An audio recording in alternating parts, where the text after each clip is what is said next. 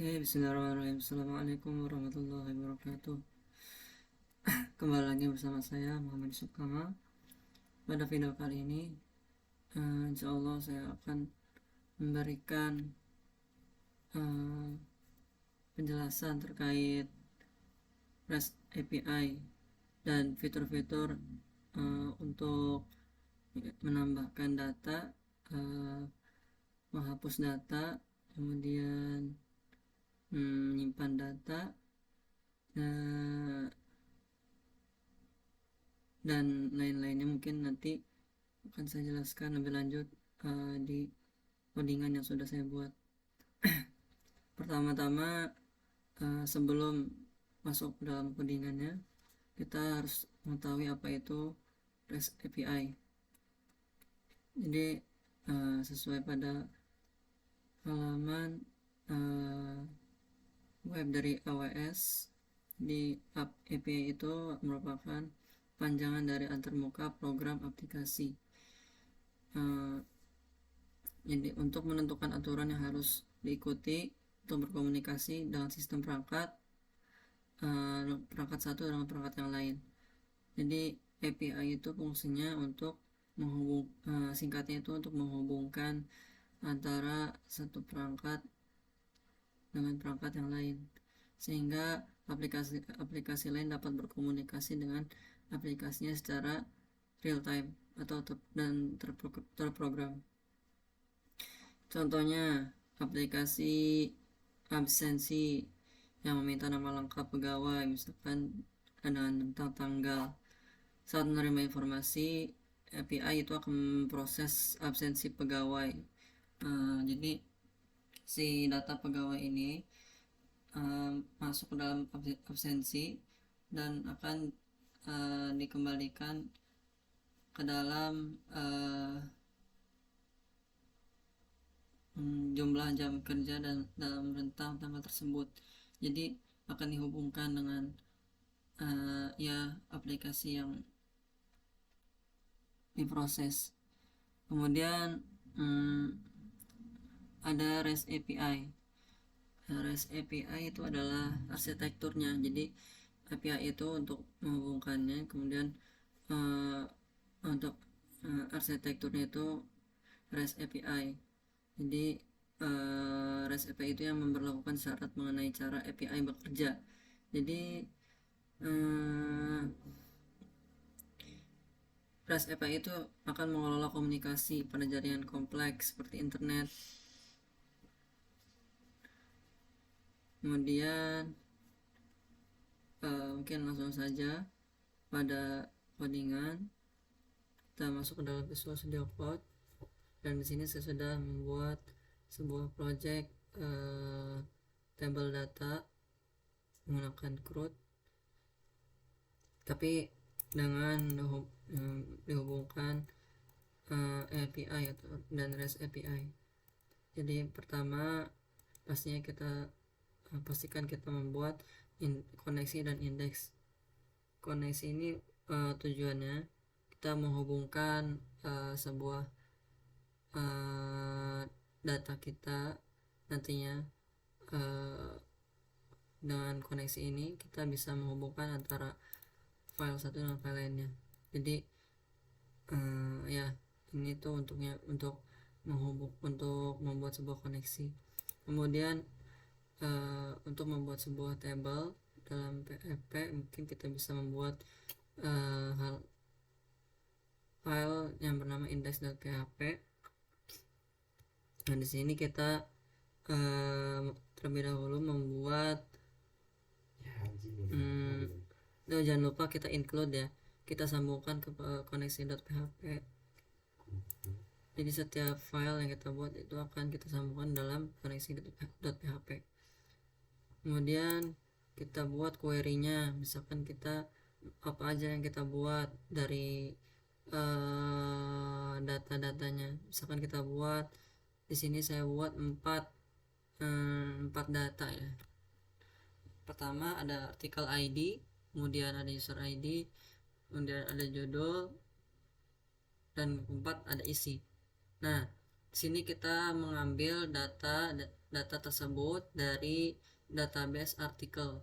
Jadi artikel ini adalah nama databasenya ya. Jadi kita sini tuh select itu kita mengambil data artikel ID, user ID, judul dan isi dari database artikel. Kemudian kita kita menghasilkan atau memunculkan dari koneksi dan query. Jadi kita pastikan koneksi ini selalu kita hubungkan dan query-nya kita hubungkan agar data-datanya bisa terlihat. Kemudian kita buat sini apabila table dari MSQLD-nya itu hasilnya itu datanya itu 0, maksudnya ini lebih dari 0, maka akan dimunculkan. Jadi kalau misalkan kita buat di dalam data artikel ID, user ID, judul dan isi, kita misalkan belum buat data dalam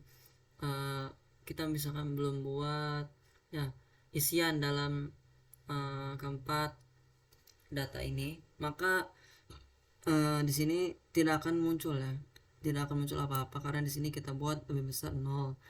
Nah, jadi maksudnya di sini ketika kita ingin memunculkan data-data kita maka harus lebih daripada 0. Nah, maka di sini akan memunculkan table. Jika di sini saya ulangi, jika di sini tabelnya itu dihasilkan, tabel itu akan dihasilkan jika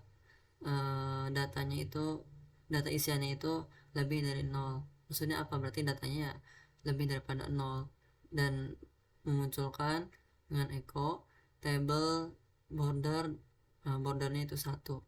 Bisa diganti sesuai kalian mau, misalkan bordernya 2 atau seterusnya. Karena di sini saya ingin 1 saja, kita masukkan 1. Kemudian ini pembukanya dan di sini penutupnya. Ini adalah cara membuat sebuah table data dalam PHP. Kemudian kita buat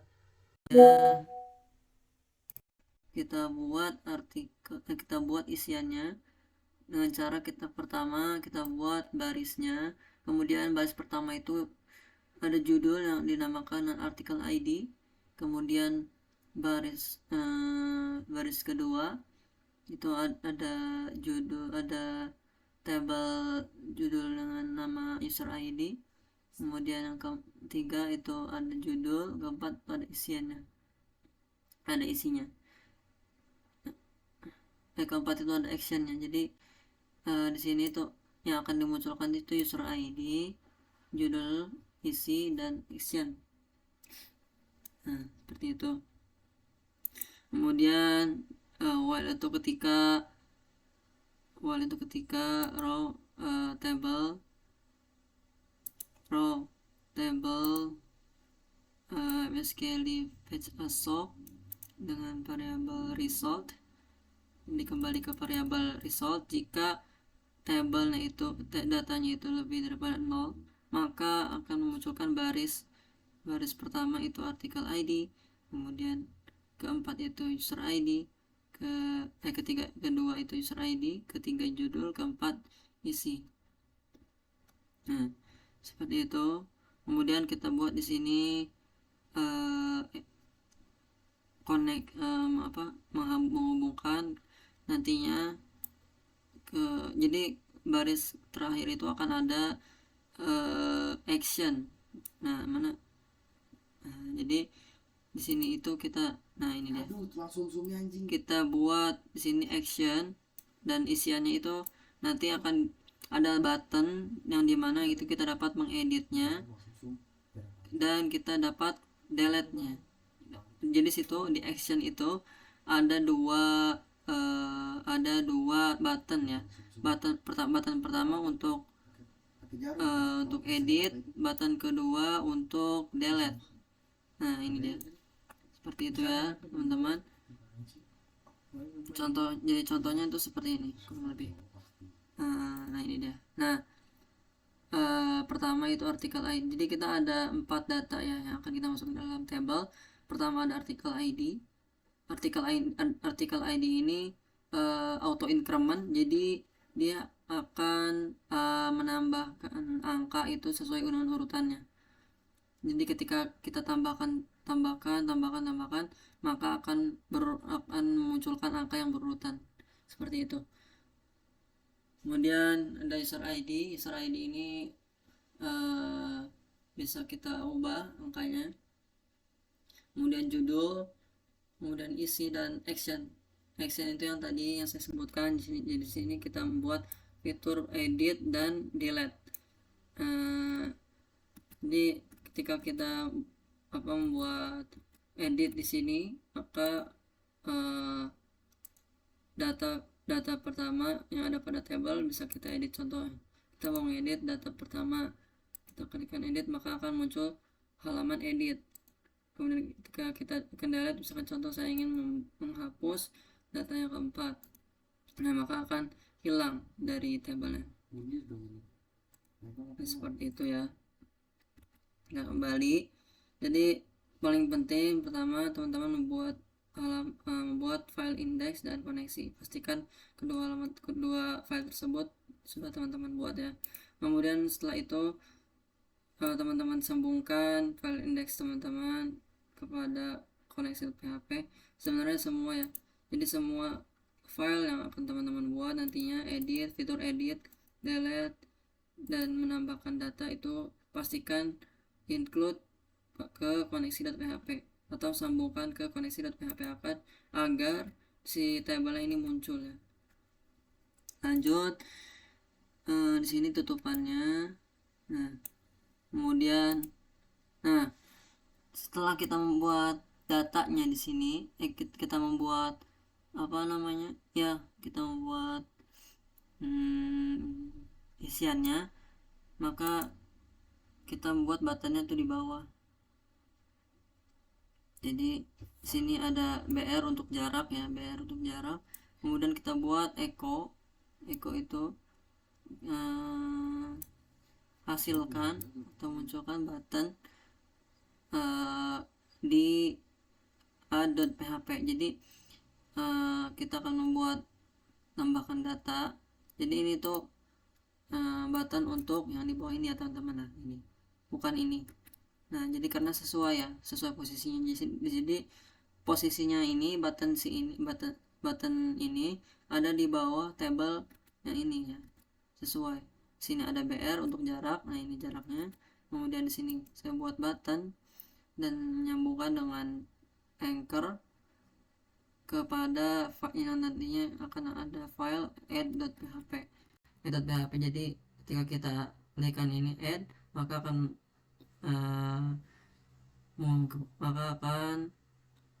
pergi ke halaman tambahkan data. Nah, itu dia. Jadi sini kita buat tampilannya dan data isiannya, datanya itu akan kita buat di sini terpisah. Kemudian selanjutnya kita buat edit dan delete dulu.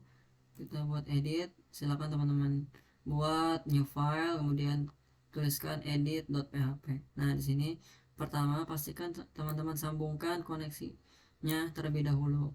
Kemudian sambungkan kemudian jika server itu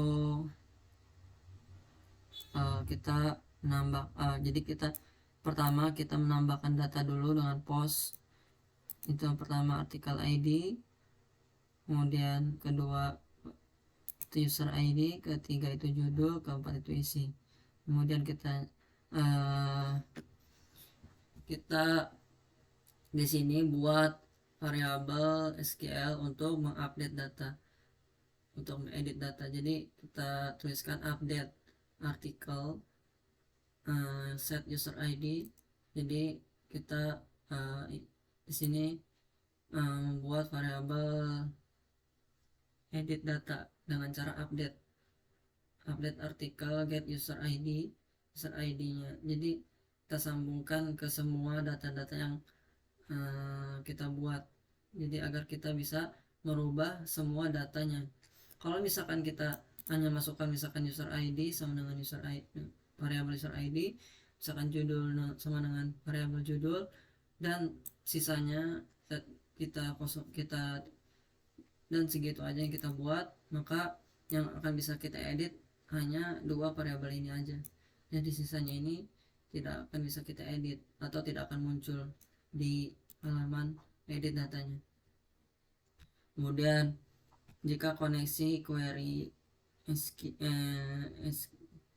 variabel SQ1 benar, maka akan muncul di sini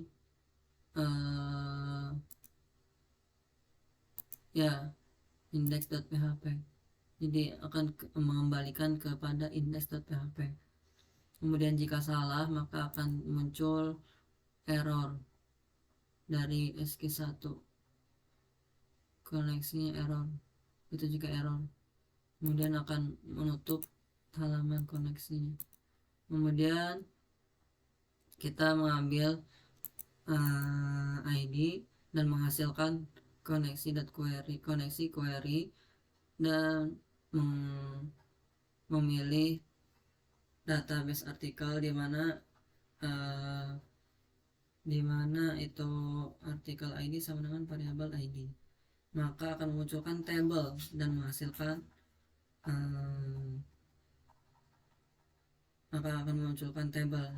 menghasilkan table.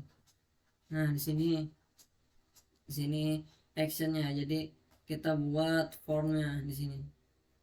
Jadi ini tuh edit artikel itu jadi ini. Nah, ini dia.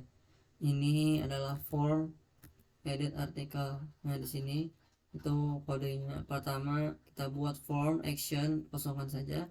Kemudian metodenya post untuk mengupdate atau menambahkan data.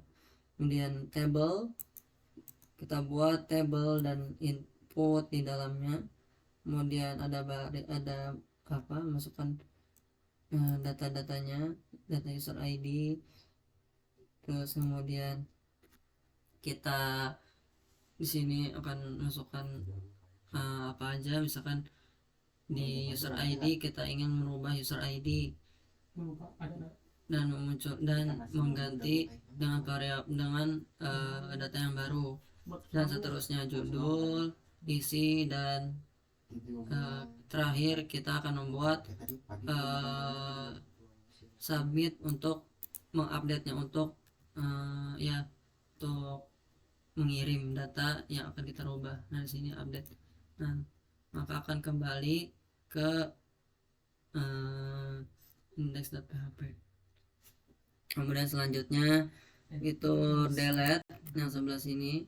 Nah, fitur delete itu sebenarnya simpel aja, kita sambungkan ke koneksi.php, kemudian kita buat variabel ID, kemudian kita ambil variabel ID tersebut, kemudian kita munculkan variabel SQ1 dan kita buat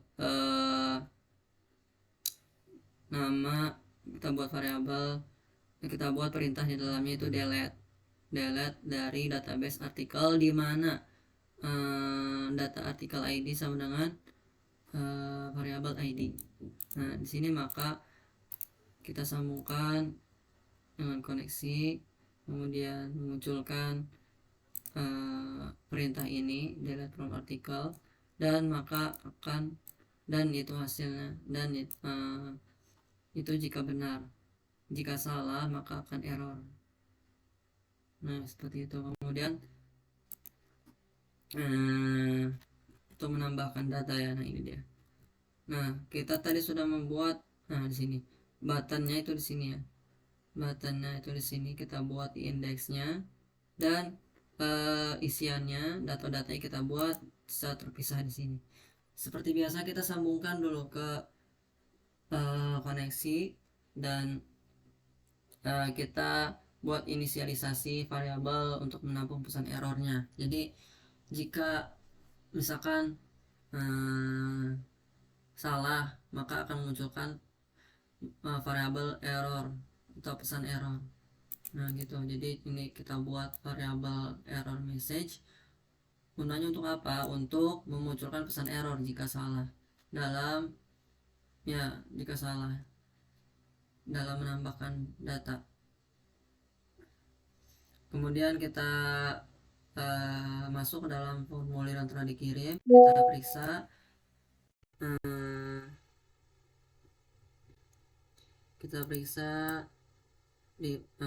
Kita tambahkan post add, kemudian kita tambahkan variabel user ID, variabel judul, dan isi. Jadi untuk apa? Jadi kita ini kita akan memeriksa kita akan memunculkan 3 variabel ini. Nah, contohnya edit. Add. Jadi di sini if is set itu jika kita ingin menambahkan data, maka kita memunculkan variabel apa saja yang ingin kita tambahkan gitu. Jadi di sini saya ingin menambahkan data pada user ID, kemudian pada judul dan isinya. Nah, di sini sesuai ya. User ID, judul, dan isinya yang akan kita tambahkan, maka kita tulis di sini. Kemudian selanjutnya apabila datanya kosong, user ID-nya kosong, judulnya kosong, isinya kosong, maka akan memunculkan pesan error ya. Contoh ya, di sini kita ingin mengosongkan semuanya, maka harusnya itu akan memunculkan pesan error. Nah, karena di sini kita tidak membuat ya pesan errornya, maka hanya akan maksudnya di sini karena saya belum memunculkan ya pesan errornya, menampilkan pesan errornya, jadi di sini hanya merefresh saja atau tidak kembali ke halaman index.php. Kenapa? Karena kita belum mengisi data-datanya. Jika kita mengisi datanya, contoh user ID-nya 4, misalkan judulnya anak soleh, isinya berbakti pada orang tua, kemudian kita tambahkan, seharusnya akan kembali ke index.php dan akan memunculkan data 3 data ini ke dalam tabel yang kita buat di index.php.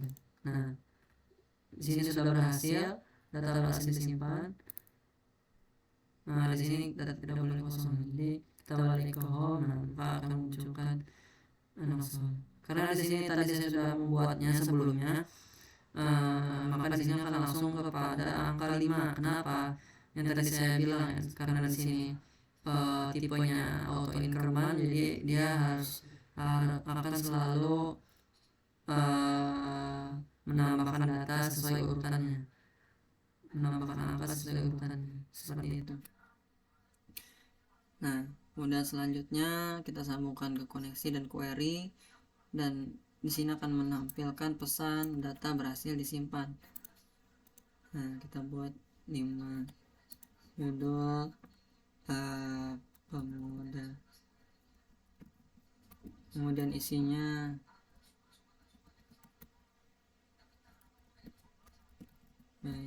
kita tambahkan. Nah, ini akan memunculkan pesan data berhasil disimpan ya. Kemudian kita kembali ke home, nah akan muncul ya. Nah, seperti itu. Jika salah, maka memunculkan pesan error seperti biasa. Dan kita buat seperti biasa halaman atau index.html, indeksnya ya. Jadi kita buat di sini ya judul, add, nah ini ya. Nah, kita buat add judul, kemudian kita buat body-nya, kita sambungkan ke index.php agar kita bisa kembali. Nah, ini dia, kembali ke index.php, kemudian metodenya post, kemudian namanya itu form, namanya form, kemudian kita